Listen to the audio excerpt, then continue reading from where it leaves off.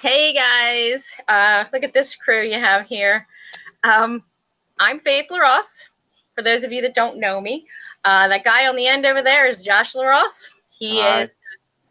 with the LaRosse team. In the middle, with the handsome fellow, is Ryan Richardson with Movement Mortgage. He's agreed to come on today and give us some help with questions we might have about approvals and mortgages in general. So let's get down to the nitty gritty here. Um, we're only going to keep you for a few minutes. I promise 20 minutes. We don't want to take up your whole night here. So many of you are wondering if it's really true that you can buy a property with no money down. The answer is yes, but there's two stipulations.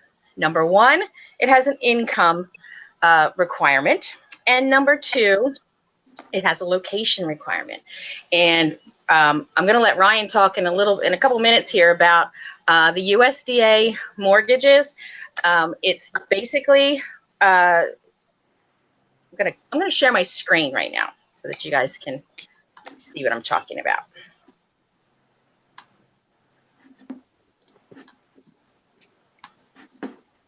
Okay. This is a website, and we're going to put the address in the comment sections below, so you'll be able to actually go in and do this yourself. It's the USDA website. You'll have to go in, and there's two tabs that you're going to work on. You're going to look at the property eligibility and the income eligibility. You will need to meet the requirements for both to be able to use a USDA to qualify for a USDA mortgage. You'll have to go in and click the accept disclaimer. And after that, you'll be able to go in. Hopefully, it's going to load here. What's happening? Live. This is fun. Let's see. Where are you? I can't see anyone. What's happening? All right. Maybe it's not going to be as quick as I thought. Let's do that again. We're going to start it over again.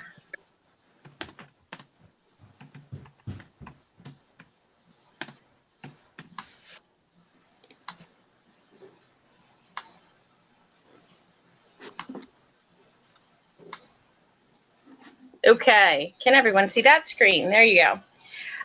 This actually already has the disclaimer clicked, but when you go in, you're going to have to click to accept the disclaimer, and then it will take you in. So you can go into the property eligibility, type in your address that you're specifically looking at. If you see something on the internet that you want to check out and see if it's within that area, you just type in your address. Let's see. Let's do, just to give you an idea. Had this up, and that's probably why it didn't load, because it timed out. Can you not hear me?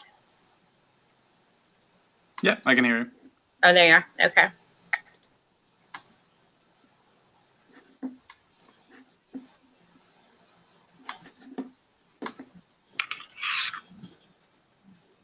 All right. Well, this is not going as planned, whatever does.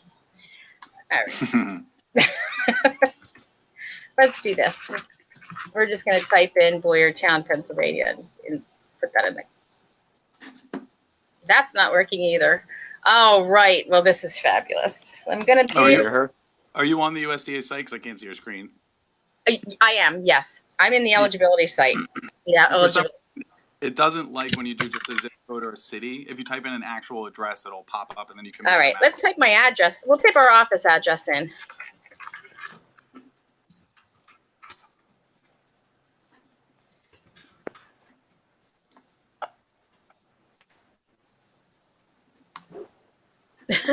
Oh, this is fun.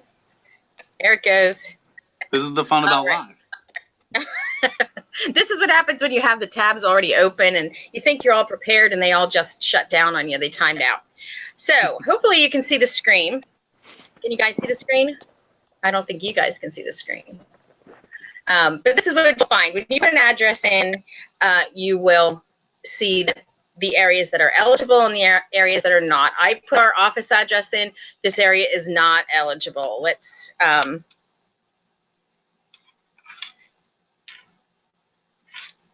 try another one.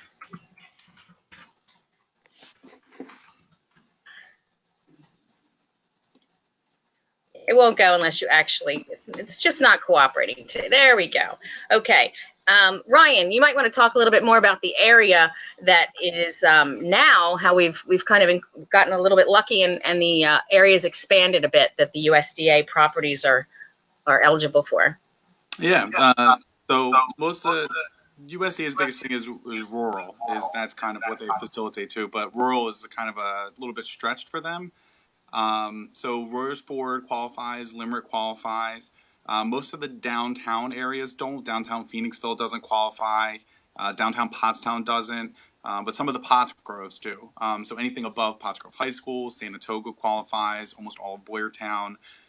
There's actually some parts of Collegeville that apply too. So when the term rural is kind of stretched a little bit for USDA, it doesn't mean that it has to be like way out in the middle of nowhere where it takes you an hour to get to the grocery store. There's still a lot of areas that they consider eligible that are within a reach of a lot of different places.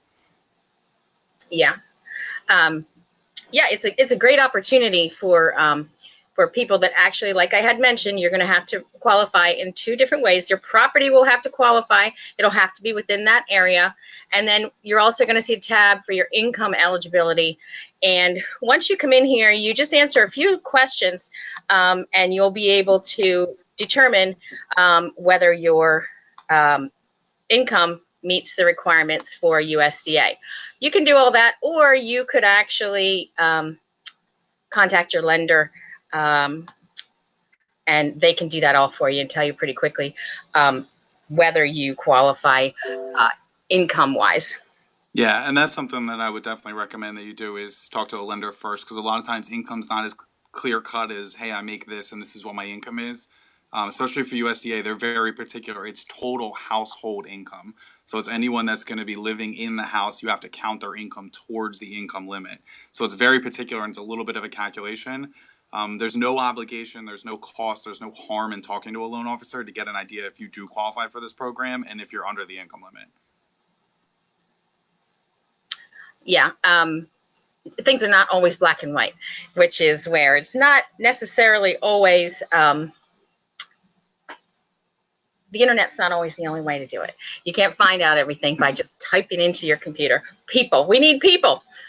So USDA is definitely an awesome way for you to get a mortgage without any money down.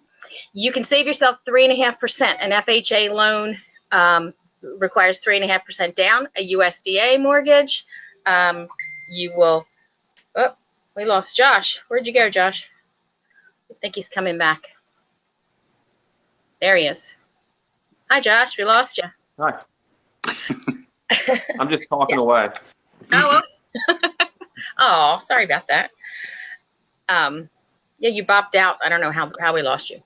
But those are definitely, for first-time home buyers, they are pretty much the mortgages that you're going to be using. So you will definitely want to talk to a lender and find out what category you would work out best for. And number two, one of the biggest questions that we get from renters is, what do I do? What's the first thing I do? I don't know how to start. Absolutely, positively, the first thing that you need to do is get pre-approved. And a lot of times people will say to us, well, we just want to look at some houses and get some ideas first of what we're looking for. And that sounds like a good idea. But for two reasons, that is not a smart idea, especially in this market, right, Ryan? Yeah. It's fast. This is a very fast. Josh, you've showed some properties recently where there were 6-7 people that are putting offers in on the same property. Yeah. And if you do not have a pre-approval, you are out of luck. And one of the special things that we like working with Movement Mortgage is because they do things a little bit differently than the other mortgage companies that we've seen. They actually have a complete. I'll let you tell them. I'll let you tell them. Sure. Yeah, I'm all the boring mortgage stuff. So we're a little different in that a mortgage guy like me doesn't get to decide if you get a loan. That's up to an underwriter. So Movement, we actually submit to an underwriter up front, which is an actual approval from the decision maker. So when you're putting an offer in, that's like a cash offer. Because when you're buying a house, especially in this market, you need to show people that, yes, I can get the financing, or yes, I have the money that's going to be available to me. And if you can't show that, no one's going to accept your offer if you can't show that you're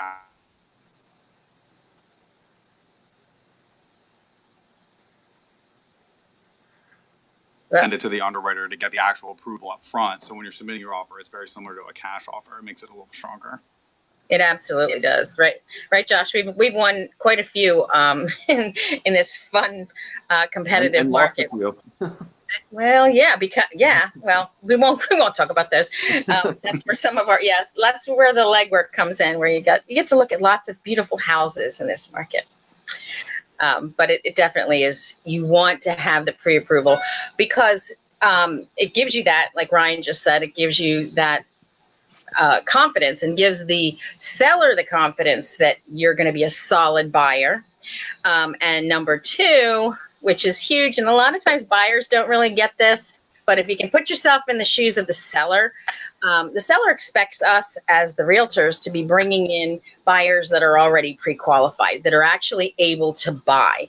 It's inconvenient. And again, put yourself into the shoes of the seller. They're going to gather up the dogs and the kids and go out for showing sometimes a couple of times a day. And they want to make sure that they're not doing that for window shoppers. So you want to be pre-approved before you even start going out and looking at properties. And it's and for not yourself. Go ahead. You want to put your best foot forward when you're putting in an offer. So you want to make sure that you have everything in place, and you don't want to be scrambling at the last minute trying to get it together to be able to put your offer in. Yes, absolutely. And it's not as terrifying as people think it is. That a lot of them go, well, I'm going to do that. I'm going to do it. And they put it off because they think it's going to be difficult. And pretty much you can pretty much have a pre-approval within a 24-hour period usually, Ryan? Or is that a bit? Yeah, I usually tell people just give me at least a day. Basically, like I said, again, there's no cost or harm or obligation, but we need your info to take a look at it and be able to calculate out what your income is and see what you can afford. And the other thing is too, with getting it pre-approved is Faith and Josh don't want to go out and show you a house and you fall in love with it and then you find out you actually really don't qualify for that house. That you're something a little less. So you kind of want to get your budget before you go shopping, so that way you can look at houses that you know are within your budget. Yes, absolutely. It's great to go out there and look at houses that are, $100,000 over what you qualified for, but you're going to be disappointed when you see those ones that you can actually buy. Yeah, don't start there what you can't afford. That's right. Yes. You want to know. And like Ryan said, you definitely want to put your best foot forward. And in some markets in the past, you've had some time to make decisions. This is kind of a very fast, dizzying market.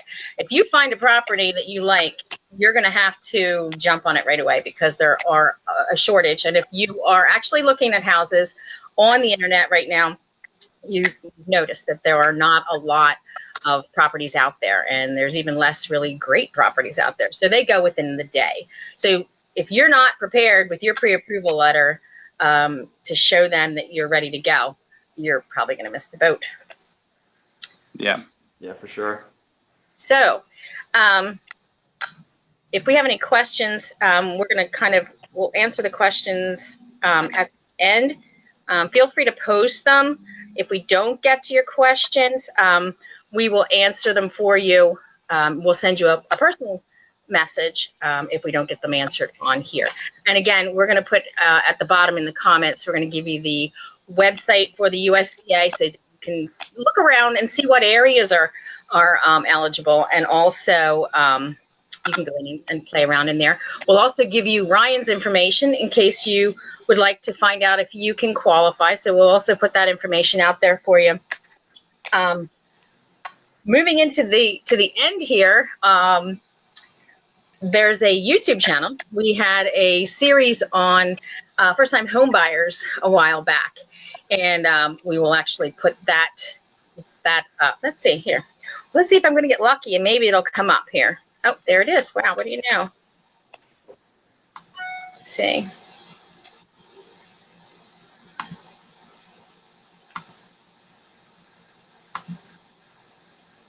Yeah, getting warm in here. I'm sweating. Whew. Yeah, where'd it go? There it is. If you want to go over to our our YouTube channel, The Real Story on Local Real Estate, you can subscribe to this, but there's actually a playlist, a whole series that we walk you through from beginning to end. When you first start looking, how you get pre-qualified, why you need a buyer's agent, why you don't call the people on the sign. Lots of helpful information that you can subscribe to on the YouTube channel. We'll put that out there for you as well. Don't call the people on the sign. They work for the sellers. They don't work for you. Exactly. But you know what? Everybody does that. You know, we can cover that a little bit, but it seems like the logical thing to do. You see a beautiful house, you ride by, you call the number on the sign. But the people that are on the sign are the ones that are giving 100% of their fiduciary responsibility to the sellers. So once you call them, you have become their client as well. So if you think about that, and I'm not a super math person here, but when you have 100% fiduciary responsibility to the seller, there isn't a whole lot of that left to be responsible to the buyer. So you definitely want to have a buyer's agent. And besides that, a buyer's agent does not cost you anything. A lot of people do not know that. You can have a buyer's agent, and they can work strictly for you. They can show homes also that are not within their company. We're with Springer Realty. We show properties with Berkshire Hathaway, Keller Williams, Remax. We can show properties that are with any company, but the buyer's agent works strictly for you and you alone. So definitely. Good point, Ryan. That's definitely. Yeah, and again, I think it's a misconception. Having a real estate agent as a buyer doesn't cost you anything. The sellers actually pay the buyer's commission, so it doesn't cost you anything to contact somebody, scratch the surface, and see if you're able to buy a house and see what's out there. Yes, it's true. It's hard to believe, but it does not cost you a penny to use a buyer's agent. The commission for the buyer's agents are paid by the sellers. So. All right. Anybody have anything else they'd like to, let's see, what else we wanted to, I had some questions that, okay, we answered that one. Anything else we should cover, guys?